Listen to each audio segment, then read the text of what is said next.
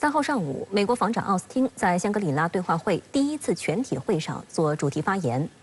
不过，就在演讲前，他把演讲题目从美国在印太的影响力改为印太地区的共同愿景。奥斯汀或明或暗对中方进行不实指责，还谈及他没能与中国国务委员兼国防部长李尚福会面的问题。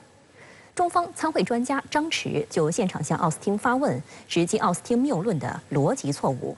会后，中方代表团举行吹风会，逐一批驳了奥斯汀发言的不实内容。Dialogue is not a reward; it is a necessity. And a cordial handshake over dinner is no substitute for a substantive engagement. And the more that we talk, the more we can avoid the misunderstandings and miscalculations that could lead to crisis or conflict. 在2号晚香会开幕晚宴上，国委员兼国防部长李尚福与奥斯汀同坐一张桌子，但座位并不挨着。奥斯汀跨越2个座位，主动走过来与李尚福握手。两人握手后，奥斯汀返回自己的座位就坐。奥斯汀在香会发言中回应了此事，他还宣称美国不寻求新冷战，并相信与中国的交流是至关重要的。奥斯汀再次妄言台海，不过奥斯汀也指出，台海冲突既非迫在眉睫，也非不可避免。Like to be clear about another point. The United States remains deeply committed to preserving the status quo in the Strait, consistent with our long-standing One China policy. You know, the whole world has a stake in maintaining peace and stability in the Taiwan Strait. The whole world. 奥斯汀这次在香会发表题为“美国在印太地区的共同愿景”的演讲，大谈同盟的关系。他说，美国不寻求冲突或对抗，但不会在欺凌面前退缩。他表示，美国正在与从东海到南海再到印度洋的朋友们加强规划、协调和训练，这其中包括澳大利亚、日本、韩国、菲律宾和泰国等坚定盟友，也包括印度、印度尼西亚、越南等重要伙伴，以及香会东道主新加坡。观察指出，这正是美国印太战略涵盖的区域。奥斯汀提到，由拜登提出的2024财政年度国防预算用于加强太平洋威慑倡议，达到91亿美元的历史新高，比去年增加了40%。他还透露，到2025年，美国将把海军陆战队最先进的编队第12滨海作战团部署在日本，以加深第一岛链的稳定。同时，美国已承诺增加美军在澳大利亚的轮换存在，包括战斗机和轰炸机特遣部队的轮换，以及未来地面和海上能力的轮换。奥斯汀也介绍了美日澳、美日韩、美日印澳等多边机制的进展，称今年即将举行数场重要的多边演习，包括今年夏天美日澳印4国将参加首次在澳大利亚海岸举行的马拉巴尔演习，7月份在澳大利亚举行护身军刀军事演习，届时将有14个国家3万多名人员参加，这将是有史以来规模最大的一次演习。奥斯汀演讲后，在现场互动环节，中方参会专家、国防大学国家安全学院国家安全战略教研室副主任张弛向奥斯汀提问。The theme of our plenary session here is U.S. leadership, but how to play the role of leadership? On one hand, you claim to support the centrality of ASEAN in the region. On the other hand, the U.S. established multilateral institutions such as Quad and AUKUS. Is there any contradiction? I don't think I got the entire gist of the question, but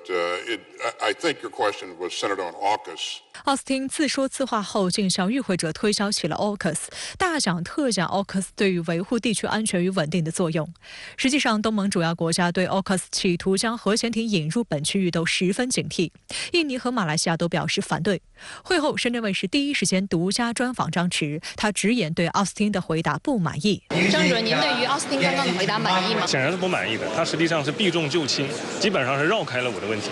奥斯汀讲话结束后，中方代表团随即举行媒体吹风会。中央军委联合参谋部副参谋长景建峰中将指出，美方鼓吹印太战略的实质是继续巩固其霸权地位。他指出，冷战已过去32年，美国没有清除冷战残余，反而炮制4边、3边等，以意识形态划分阵营，挑起对抗，为一己之私、不顾地区求稳的诉求，通过利诱胁迫，把别人当枪使，根子上是唯美独尊。美国的这些做法及其背后的用意，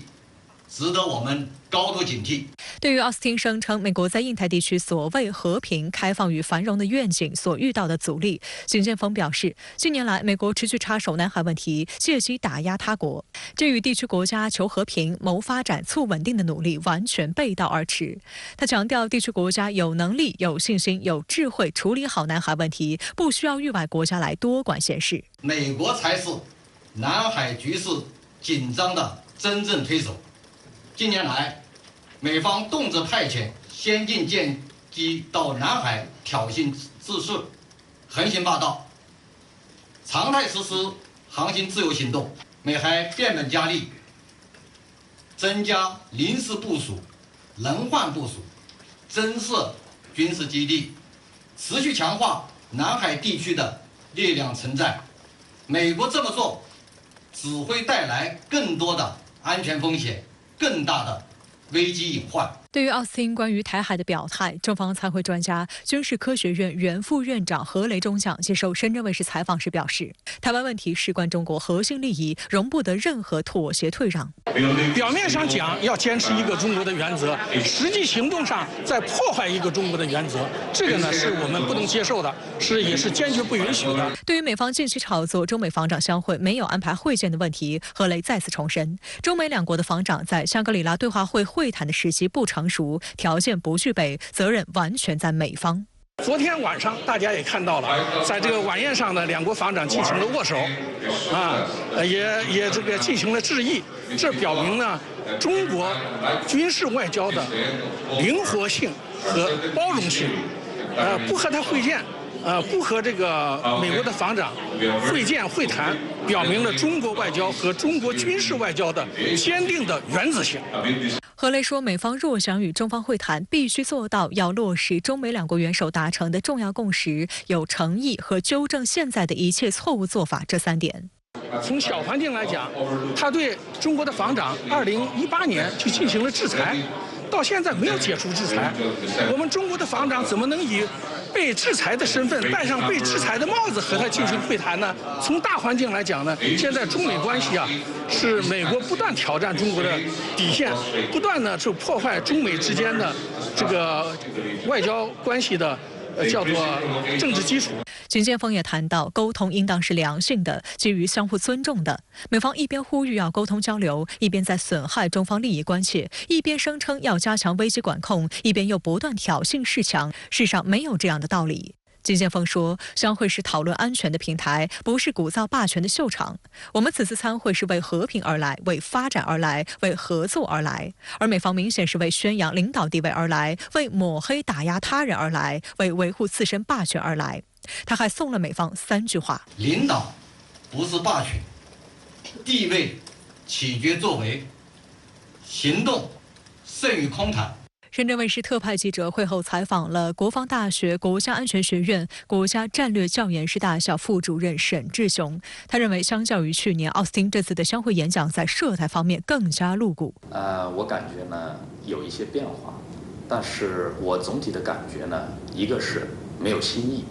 第二个呢是调门有所缓和，第三个呢，但是他的干涉，台湾的力度或者是干涉呢更加露骨。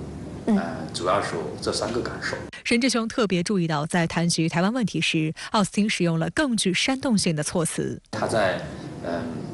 讲到台湾问题讲的时候用了一个词，就是说，如果台海战争一旦爆发呢，它的结果将是灾难性的，用的是 devastating 这个词。实际上，这呢是充分暴露出了他想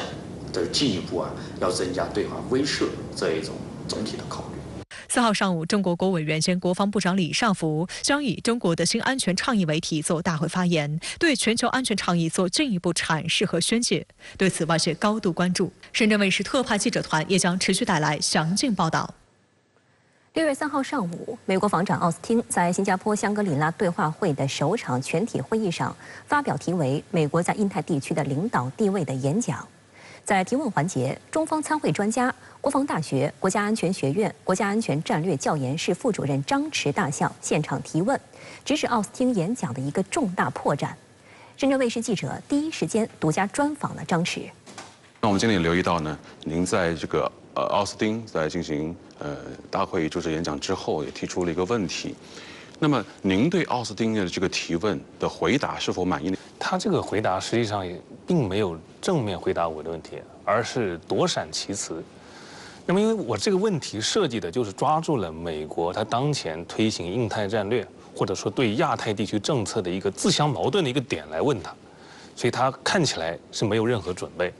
感觉是被问住了，所以没有办法正面回答我这个问题。外界注意到，美方在相会前夕甚至相会开始后不遗余力炒作中美防长会见问题。张弛表示，美方必须好好反思自己的行为，真心想解决问题的话，就必须先拿出诚意。我们来看中美两国之间在军事上的交流沟通，其实长期以来，中美两国之间在军事上的交流沟通从来没有中断过。我们在各个层级都保持了良好的交流沟通，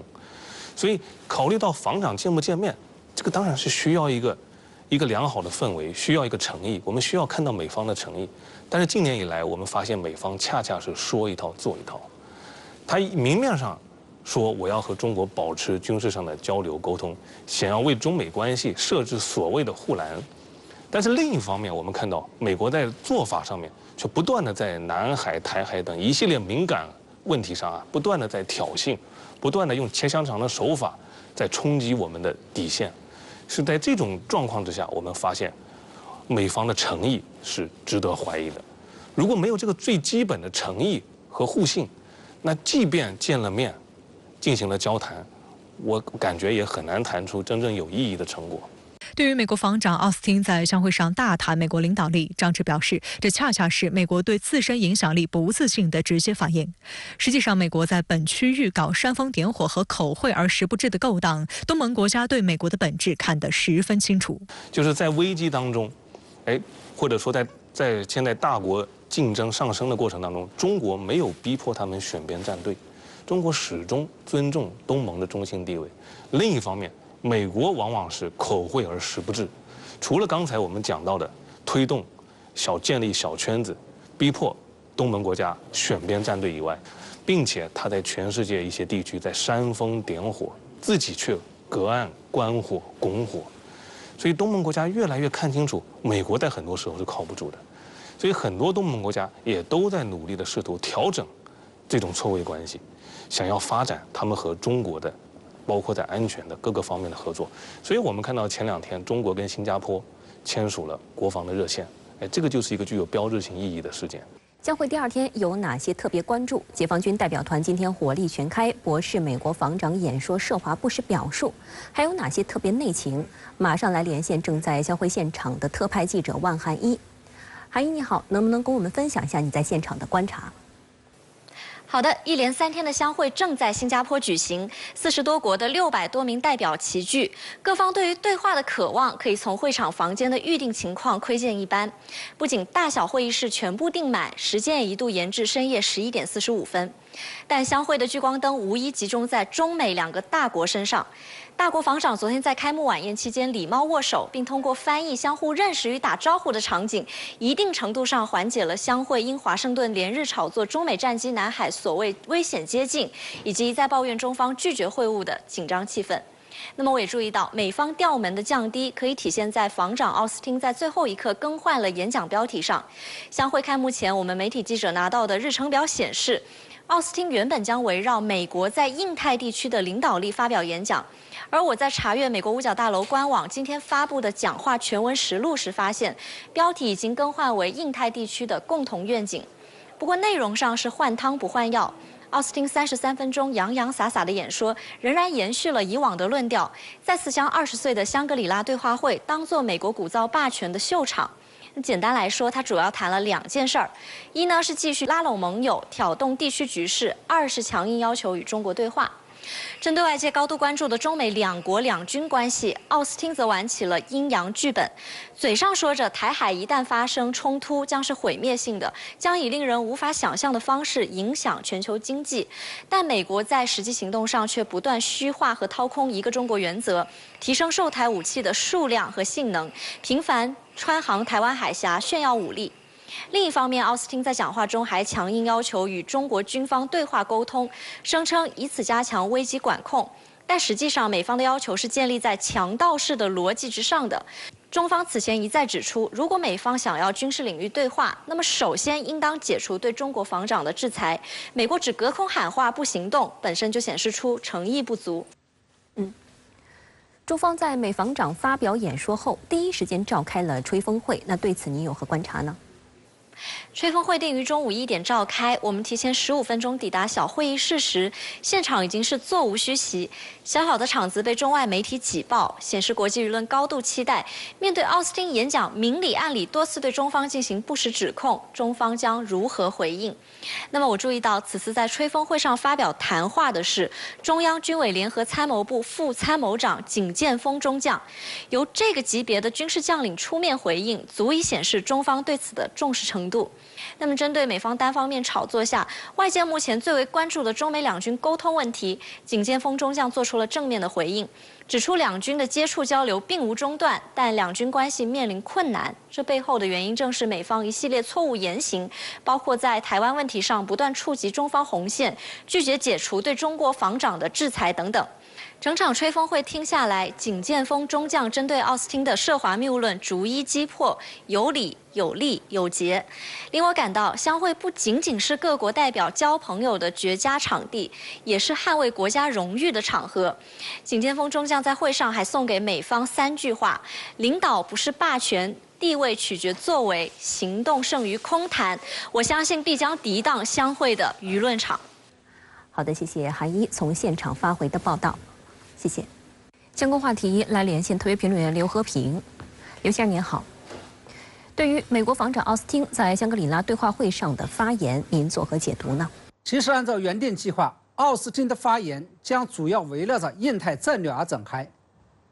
然而出人意料之外的是，奥斯汀花了相当大的篇幅谈论中国防长李尚福拒绝在香格里拉对话会上与他会面。他认为当前中美在南海与台海方向存在着严重分歧的时候，恰恰就是中美两国防长需要密切加强沟通，以管控危机的时候。不仅如此，美国国务卿布林肯在瑞典访问的时候，也在大力声援奥斯汀的主张，强调中美之间最危险的事情莫过于不沟通。就连澳大利亚总理阿尔巴尼斯在相会上发表主旨演讲的时候，也花了相当长的篇幅来侧应美国，呼吁中美必须要建立一个可靠和开放的沟通渠道。那么，为什么拜登政府对于中美两国防长会面会重视到如此一种程度呢？我认为主要是因为这背后涉及到了美国对华根本性的外交政策与战略。在10多年前，美国对华政策采取的是一手软一手硬的2手策略。也就是接触加防范，接触是其中最为重要的一环。拜登政府对华政策的基本基调则是合作与竞争，但要防止走向冲突。而防止走向冲突的最好办法，也是要加强中美两国，尤其是中美两军的接触与交流。中美两军接触与交流的主要任务，则落在了中美两国国防部，尤其是中美两国防长身上。美方认为，假如中美两军，尤其是两国防长不能正常的接触与交流，那美国对华政策与中美关系就会走向失控。一旦走向了失控，尤其是走向了冲突和战争，那就是美国台海战略的失败，印太与亚太战略的失败，甚至是全球治理的失败，以及美国主导下的所谓全球秩序的大溃败。同时归根到底，这就是美国的失败，是拜登政府的失败。在这样一种大背景下，美国认为中美两军，尤其是中美两国防长的沟通，就成为了压倒一切的大事情。那在您看来，中方拒绝美方所谓对话请求是基于怎样的严正立场？两军对话该怎样实现呢？我注意到有不少评论都把原因归咎为了近来美国在台海、南海与印太战略上的所作所为。我认为这些是长期存在的问题，他们在过去并没有完全中断中美两军，尤其是两国防长的见面与交流。真正的原因其实就在于特朗普领导的美国前政府在2018年因为中俄军贸交往而悍然制裁了当时的中央军委装备发展部时任部长李尚福。中方认为，美方这种毫无道理的长臂管辖是赤裸裸的霸权行径，而中方在今年两会上任命李尚福为国防部长，向外界发出了完全蔑视美方制裁的这么一个信号。而且更加让美方始料未及的是，中方在任命李尚福为国防部长之后，还对拜登政府摆出了强硬姿态。假如美国不纠正错误，撤销对李尚福的制裁，那中美两国防长见面的事情就免谈。这一点呢，我们从中国国防部新发言人一再强调，美国要以实际行动展示诚意，纠正错误，为双方沟通交流创造必要条件和应有氛围中，就可以看得出来。那么这也就意味着，中方已经是迎头一脚把球踢回了给了美国，让拜登政府陷入到了两难当中。假如不解除对李尚福的制裁，中美两国防长就没有办法见面，甚至中美两军的正常沟通也没有办法进行，拜登政府就难以完成防止中美两国由竞争走向冲突的战略任务。假如解除了对李尚福的制裁，那等于是把自己吐出的口水又咽回去了，而且等于是承认自己的长臂管辖政策做错了，同时还意味着在以后的中美两国与两军交往中，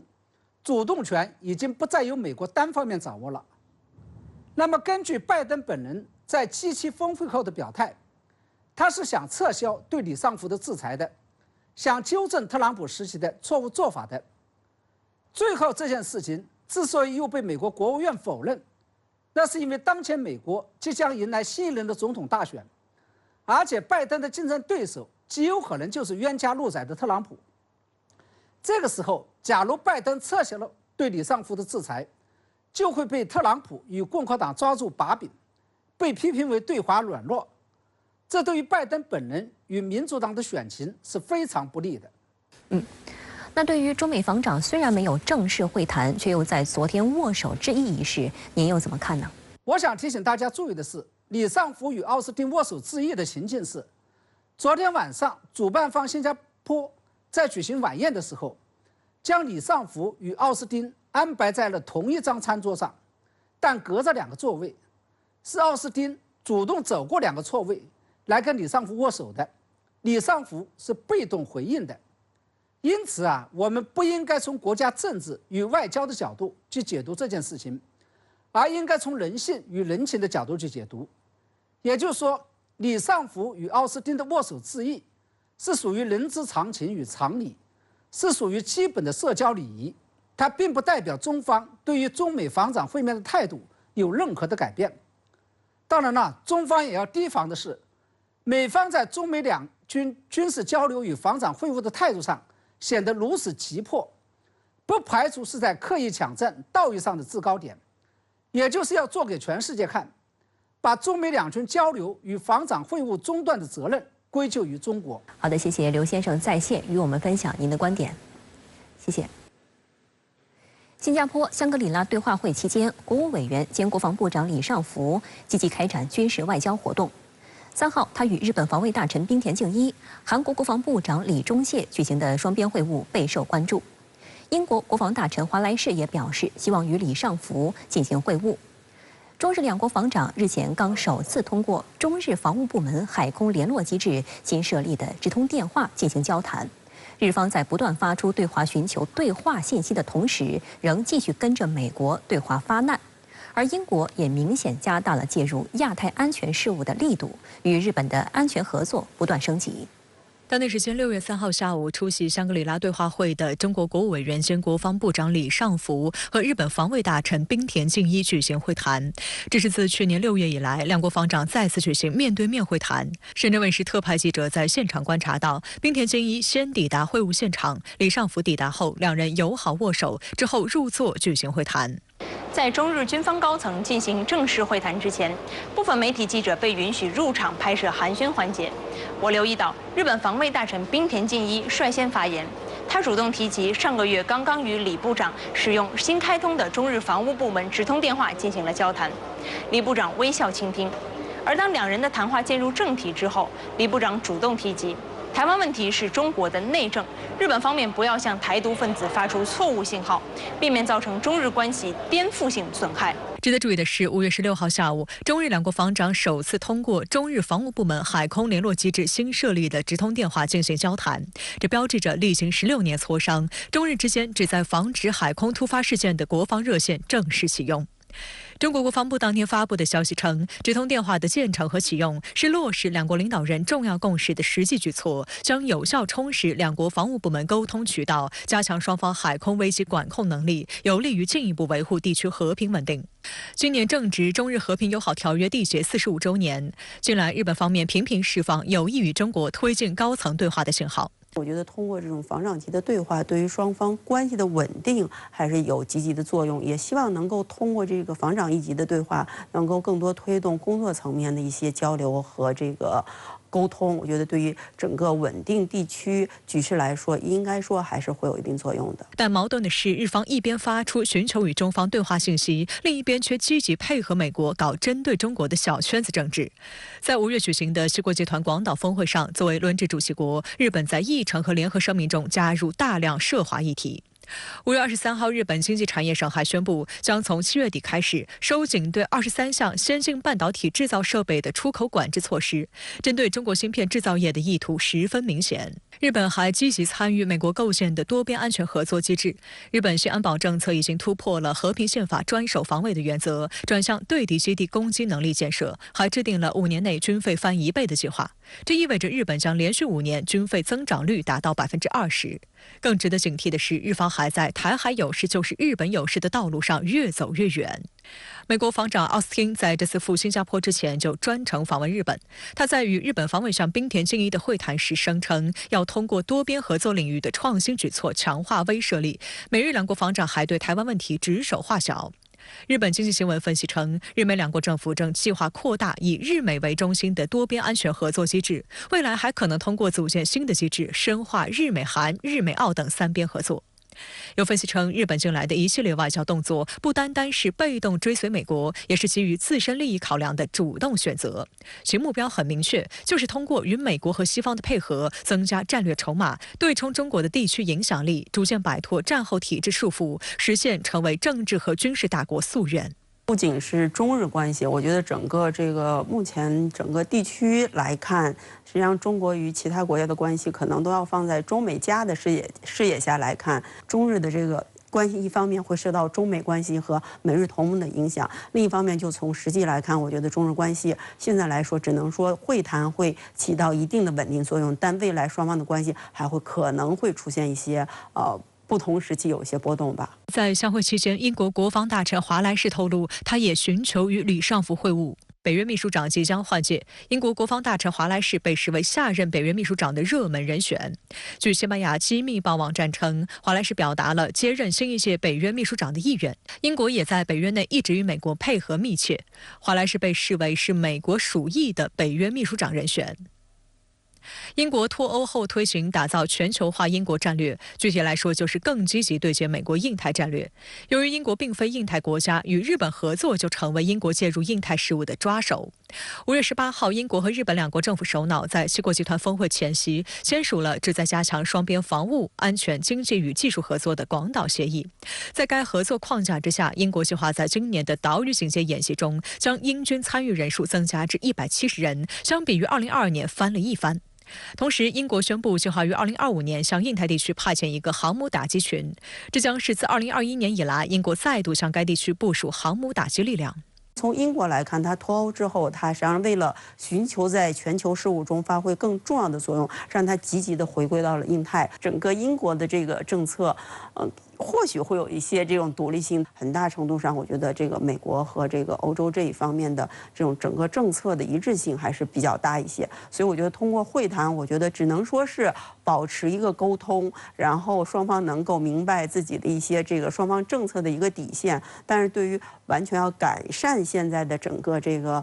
亚太地区的安全秩序来说，我觉得还是需要一些战略的这种定力吧，也不能过于的乐观。不过，英国航母恐怕撑不起其到印太来作秀有的野心。自2019年12月正式服役以来，英国皇家海军最新锐的航母威尔士亲王号的累计出海时间只有267天，但用于维护检修的时间多达411天。现在，由于一个以毫米计算的机械故障，这艘排水量6.5万吨的巨舰又一次陷入漫长的病假，还得把零件借给姊妹舰使用。至于数千万英镑的维修费用应当由谁买单，英国军方和军工企业争执不下。有英国防务专家就批评，英国不该舍弃真正需要保卫的周边海域和北大西洋，而远赴印太去捍卫谁也说不清究竟是什么的英国利益。据英国《金融时报》等多家外媒报道，美国中央情报局局长威廉·伯恩斯上个月曾秘密前往北京。若此消息得到证实，将是2021年7月以来美国官员对中国的最高级别访问。外界注意到，进入5月以来，中美之间多领域的高层官员互动频繁。当地时间2号，中国驻美大使谢锋还在华盛顿会见了美财政部副部长。CIA Director William Burns met with his Chinese counterparts last month in an attempt to cool tensions with Beijing. The trip was the highest-level visit since the U.S. downed a suspected spy balloon in February. 经常报道白宫线人消息的英国的《金融时报》于6月2号最先披露了这一消息。报道称，根据美国匿名官员的话称，5月威廉·伯恩斯前往北京会见了他的中国同行，并强调了两国在情报领域维持沟通渠道畅通的重要性。不过，这名要求匿名的美方官员拒绝透露更多细节。若消息属实，伯恩斯此行也是自2021年7月美国副国务卿谢尔曼访问天津以来，拜登政府出访中国的最高层级官员。现年66岁的伯恩斯从事外交工作30多年，曾先后担任美国驻约旦及俄罗斯大使，在奥巴马执政期间担任副国务卿。2014年退休后，伯恩斯出任卡内基国际和平基金会主席。伯恩斯外交经验丰富，擅长分析国家安全和外交政策问题，与拜登及其执政团队关系非常密切，对促成伊核协议谈判曾发挥过重要作用。2021年3月，在拜登提名下，伯恩斯正式出任美国中情局局长。值得注意的是，担任中情局长之后，伯恩斯严谨的外交官特色发生了变化。他多次发表涉华的猜测性言论，而拒绝提供真凭实据。例如，他猜测解放军已做好2027年前攻台的准备，但他也多次强调要与中方保持沟通。I've learned over many years that even in the most complicated and often dangerous rivalries, it's important to talk to one another, to try to reduce the dangers of inadvertent collisions, and to try to create the kinds of processes and habits of talking to one another that can at least reduce some of the worst dangers of escalation. 按照国际惯例，情报系统的交流往往采取秘密进行的形式，较少对外发布正式新闻。但伯恩斯担任中情局长后，多次主动发布情报信息，被认为是美国改变了舆论战打法的新特征。伯恩斯本人则回应称，希望通过披露情报来遏制冲突，但被认为效果有限。在具体操作中，伯恩斯有时保密，有时又故意对自己的行程等信息泄密。例如，他本人就曾于2021年11月秘密访问莫斯科，与多位俄罗斯政府高层会面。他也多次高调行事。据《纽约时报》报道，自俄乌冲突以来，伯恩斯定期前往乌克兰会见乌情报官员，交换情报。该报还曝光，今年1月，伯恩斯曾密访乌克兰与俄罗斯，提出一份和解计划，但没有得到俄乌双方的认可。另外，些意外的是，伯恩斯在3个多月后主动对媒体释放了当时的一些内幕信息。3 months ago, I understand you met with Russia's top spy chief. The conversation that I had with Sergei Narishkin, the head of Russia's external intelligence service, was pretty dispiriting. It was more than anything else what the president asked me to do, which was to make clear to Narishkin and through him to President Putin the serious consequences should Russia ever choose to use a nuclear weapon of any kind as well. And I think Narishkin understood. 有分析指出，在美方外交和财经系统多位高官访华意愿暂时未获中方认可，中美防长相会会面未获正式安排的情况下，中情局长伯恩斯访华显示了中方愿意同美方管控风险的一贯态度，也更凸显其余美方高官未能如愿访华，是因为其分管领域中的对华合作面没有取得令人满意的实际进展。而相较之下，中情局长访华反而成为低敏感领域。值得注意的是，中情局是美国政府的重要机构，伯恩斯本人也是拜登的核心幕僚之一。中美两国通过他达成的共识，将有助两国更深入地了解对方，是积极管控风险的措施。美国拜登政府现在对中美关系的现状，非常的担忧，担心双方之间缺少沟通的渠道，所以他才会派出这个伯恩斯来访华，有非常丰富的外交经验。同时呢，他在担任这个做外交官期间呢，他也曾经执行过多次的那种秘密外交任务，所以说这个拜登政府对他是非常器重。他的看法和美国当前的主流对华立场比较相近，就是认为中国是美国最大的竞争对手，但同时中美之间也可以进行一定程度的合作。外界注意到，进入5月以来，中美双方之间的气氛正发生着微妙变化。中共中央政治局委员、中央外事工作委员会办公室主任王毅与美国国家安全事务助理沙利文在奥地利维也纳举行会晤。中国驻美大使谢锋赴华盛顿履新。中国商务部长王文涛在 APEC 部长级会议期间访美。最新消息是，当地时间2号，美国财政部发表声明称，美财政部负责国际事务的副部长杰伊·香博当天会见了中国新任驻美大使谢锋，双方就保持世界2个最大经济体之间的开放沟通进行了讨论。声明形容此次会谈是坦诚的、建设性的，并且是保持开放的沟通渠道、负责任的管理双边关系的持续努力的一部分。拜登政府的这种对华思路，就是他认为。美国当然是要和中国进行竞争对抗，但是呢，并不排除在某些领域要和中国进行合作。实际上，拜登近日也刚刚放下了一块美国内政的大石头。6月1号，美国国会参议院通过了提高债务上限、削减部分开支的法案，拜登将在3号正式签署。这意味着美债危机将暂告解除，拜登避免成为史上首位在其任内出现债务违约的美国总统。而他此前由于十分担心此事，甚至一度放出风声，表示要取消赴日本参加7国集团峰会的消息。外界认为，随着美债危机红灯熄灭，拜登将有更大精力处理外交问题。拜登1号在科罗拉多州出席美国空军学院毕业典礼演讲中，再次提及中美关系。The United States does not seek conflict or confrontation with China, but we are prepared for vigorous competition. We will stand up for our interests, for our friends, and for our values.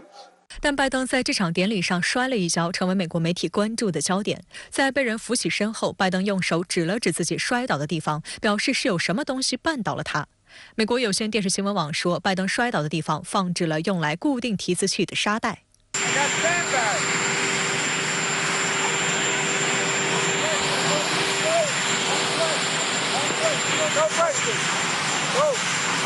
但他之后乘机返回白宫，在走下海军陆战队1号总统专用直升机时，头又撞到了直升机的门框。在听到拜登摔倒的消息后，其77岁的老对手特朗普立刻抓住时机，进行了一番冷嘲热讽。I hope he wasn't hurt, but the whole thing is the whole thing is crazy. You got to be careful about that. 81岁的拜登此前因腿脚不利索，已经多次登上国际版面，其健康问题也频频受到对手共和党的炒作和质疑。最近一次是在1年前，拜登在特拉华州住所附近骑自行车时意外摔倒，随即立即站起，并表示我很好。相关话题来连线特约评论员张思南。张先生您好。美英多家媒体接连宣称，美国中情局局长伯恩斯5月秘密访华，那对此您有何解读呢？外媒对伯恩斯此行调门普遍起得很高，例如最早做出报道的英国《金融时报》就称，这是自2021年7月美国常务副国务卿舍曼访华以来，美方对中国进行的最高层级官员访问，也是拜登政府所谓试图重启中美关系的最新努力。CNN 则引述美国政府信源称，这是美方在外交渠道之外与中国情报系统的直接沟通。《金融时报》将伯恩斯访华视为中美进一步恢复高层往来，又强调伯恩斯本人具有某种特殊意义。伯恩斯在领导 CIA 之前是一名外交官，专门负责敏感任务，且在2022年，伯恩斯曾试图劝阻佩洛西不要访台。《金融时报》还暗示，美国总统拜登早前在广岛7国集团峰会上宣称，中美关系即将解冻。尽管没有谈到任何细节，但似乎与伯恩斯的神秘中国行不无关联。但伯恩斯真带来了什么改变吗？目前为止，这还是个谜。但有趣的是，美媒彭博社已经在报道中进行了某种预期管理。彭博社称，伯恩斯前往中国只是为了进行情报交流，没有会见任何中国外交政策方面的官员，也没有试图帮助加速两国关系的解冻。事实上，各家外媒所谓 CIA 局长秘密访华缓和两国关系的报道中，最后的落点一定是中美能否在相会上达成防长会晤。这两件事情被联系在了一起。我相信所有人都能看出这其中美国人的小心思，但美国人玩的就是阳谋，将自己包装成中美关系的积极维护者，抢占国际舆论高点。就像彭博社故作委屈地写道，美国是在讨好中国军方，但不成功。说实话，要不是6月3日美国海军被爆出正在执行穿越台海的任务，连彭博社也指出会大概率激怒中方，我也许还真信了。软的不成就赖硬的，美国人对讨好的理解可谓真是硬核。美方为何如此执着于两国防长的正式会晤呢？这是个好问题。如果说美国释放伯恩斯访华的信息，还可以理解为是通过制造某种舆论压力，迫使中国防长与美国防长在新加坡、香格里拉对话会上进行正式会晤，我们还可以对美国的动机抱有某种幻想。那今天美国海军爆出正在执行台海穿越任务，则完全打破了这一幻想。美国也许执着于两国防长对话，但这么做的目的并不是着眼于两军乃至两国关系的健康发展，因为美国对华接触的目的如果在于某种真实存在的善意，那美国一边强烈要求接触，一边又选择在核心利益上刺激中国，这完全是说不通的。我在之前的评论中说过，自特朗普时代以来，美国政府只知道以威胁和惩罚的方式与中国打交道，所谓对华接触，很多时候更像是一种盛气凌人的规训。我们在6月2日美国防长奥斯汀相会上的讲话中，可以清楚感受到这一点。任何时候都是对话的好时机，所有时候都是对话的好时机，现在就是对话的好时机。对话从来不是一种奖励。没错，对话不是一种奖励，但更不应该是一种勒令。美国为什么执着于对话呢？因为中美有关对话的理解是不同的。对于中国而言，对话的意义在于消除误解和敌意，从而构建一个互惠互利、平等共赢的双边关系。但对于美国而言，对话的本质实际上是危机管控。美国期望找到一个边界，实现范围可控、后果可预期的对华压制。美国的所谓对话，更像是为无条件打压中国制造条件。中国军方从不拒绝与美国的正常接触和对话，中国军方拒绝的不过是继续和美国玩所谓危机管控的游戏，拒绝再给美国玩弄中国容忍极限的空间。担心事态失控，那就对了。中国要让美国感到畏惧，从而对自身行为的后果产生正确认知。我相信中美防长不可能永远不见，但如果要见，便一定会在上述前提之下。好的，谢谢张先生在线与我们分享您的观点，谢谢。